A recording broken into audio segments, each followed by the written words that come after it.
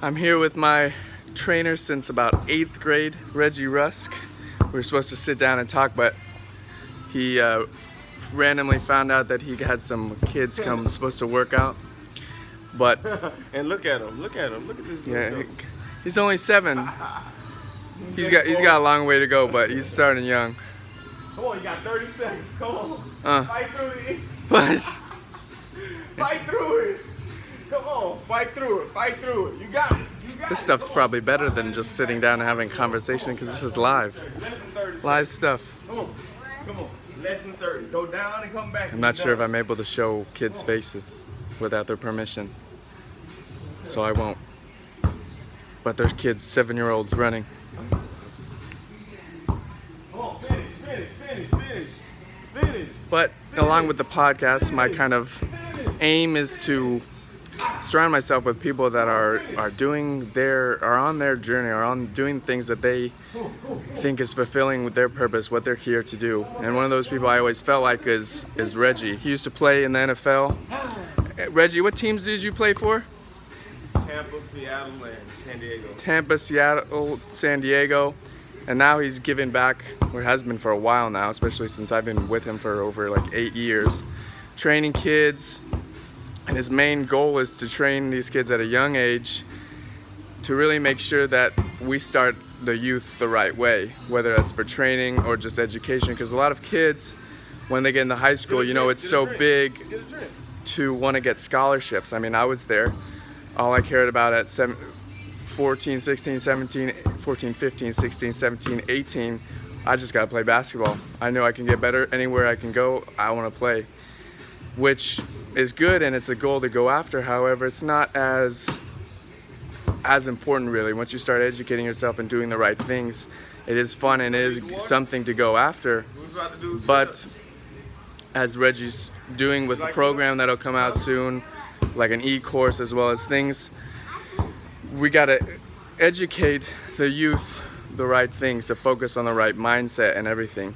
That's right. And so, I mean, I guess I'm basically talking for him. Every kid wants to be great. Every kid wants a scholarship. But what are you willing to do to make that happen? I mentioned a little bit what your mission, your kind of purpose is, Reggie. He's dribbling all over the place.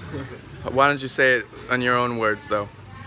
Well, my goal is to make sure that kids are changing their mindset. They're not just trying to get to the NFL or get to the NBA. They're trying to get their education and be successful in life. Because even if you do make it to the NFL, that's a small fraction of your life.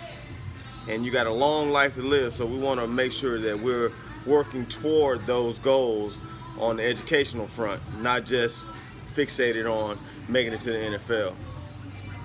Very strong.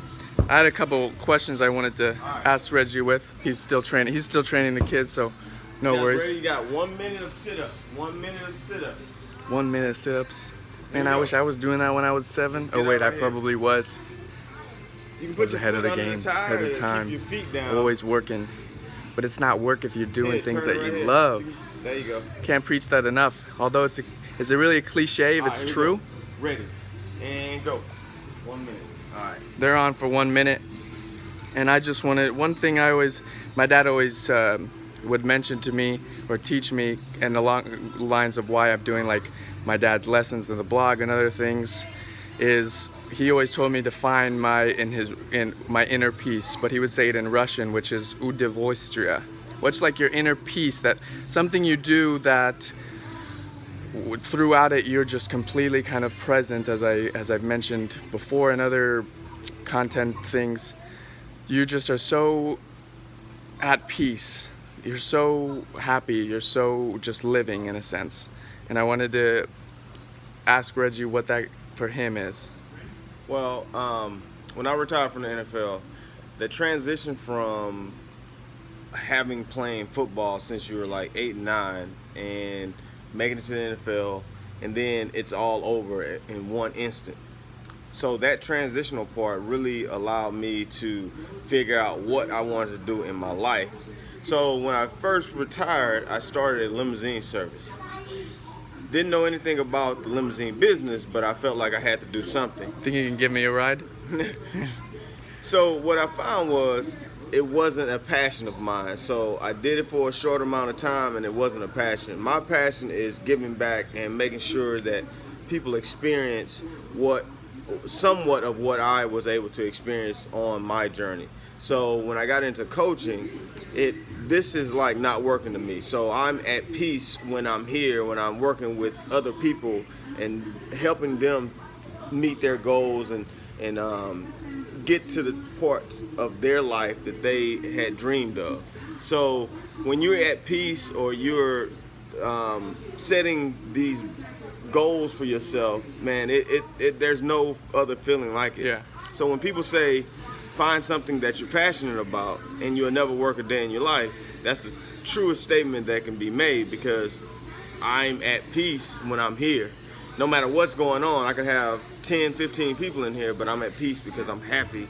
This is what I've done my whole entire life, basically, and I'm able to make a career out of it. So and find your peace. We know it all to be true, and we done, hear it all the guys. time. Now we're doing But- push-ups. And I'll ask in a Guys got second, 10 push-ups.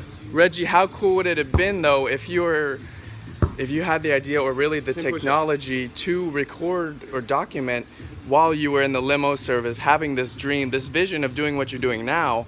If you could watch it, as well as other people who love your story could watch it from your limo, from your playing days to when you were in the limo service, to really watching every day in a sense, or however much they wanted to or you wanted to see how you got to this point. Because Well, times have definitely Yeah. changed. When I Agreed. started, we didn't.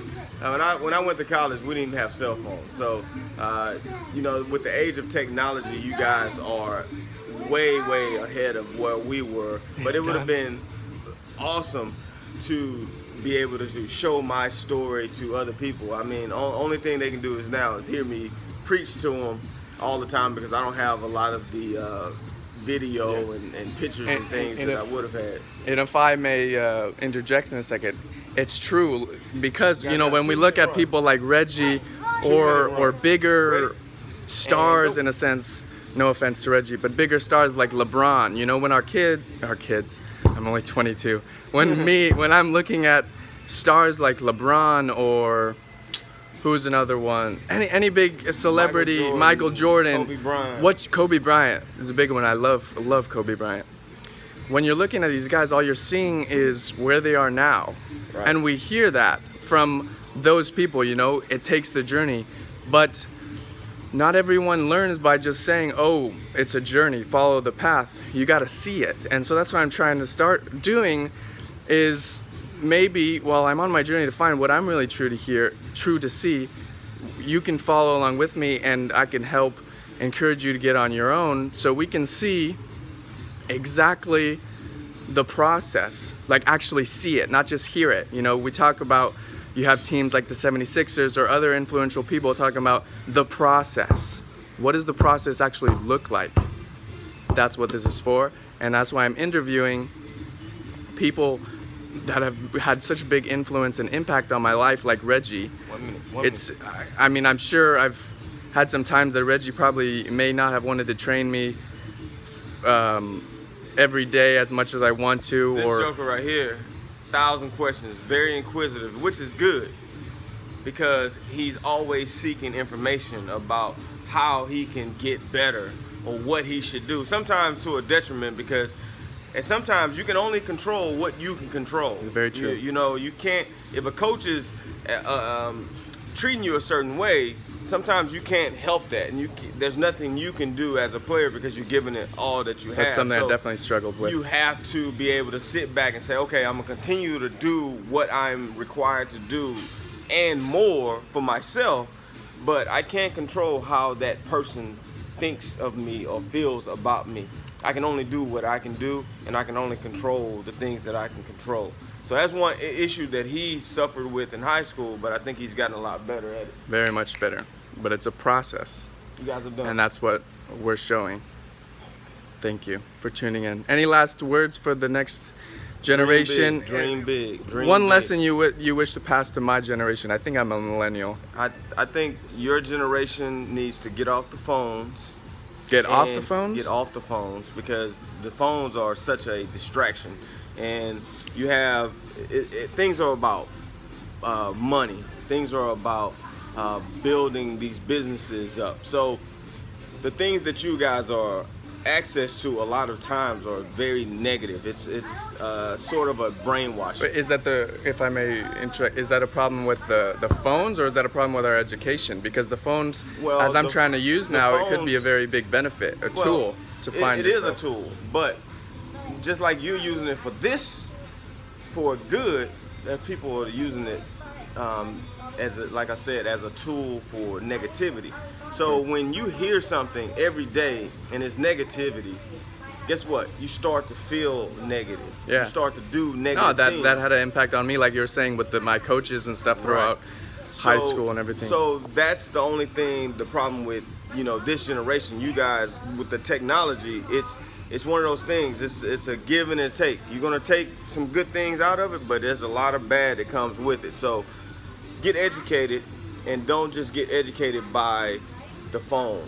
Open up a book, talk to people. I think that's the best teacher, is sitting down and actually getting information from people who have done it, who've been there. And really listening. Take the information and utilize it and apply it to your life. It's part of being open. You gotta be open. Very open. I'm 45 and I still listen to people, and I take information. I might not use all of the information, but I'm definitely listening. And if it applies to me, or if I feel like it will work positively in my life, I'm going to use it. Mm-hmm. So be open to other people. Be open to criticism. And that all comes with educating, and that's what I want to do as well with this, is for myself as well as anyone that's watching this, is find the right people to talk to, because you can run into someone that may rub you the wrong way, or really is just with the right intentions telling you something, but without knowing that it can hurt you, because they may not be educated or at that part in their life.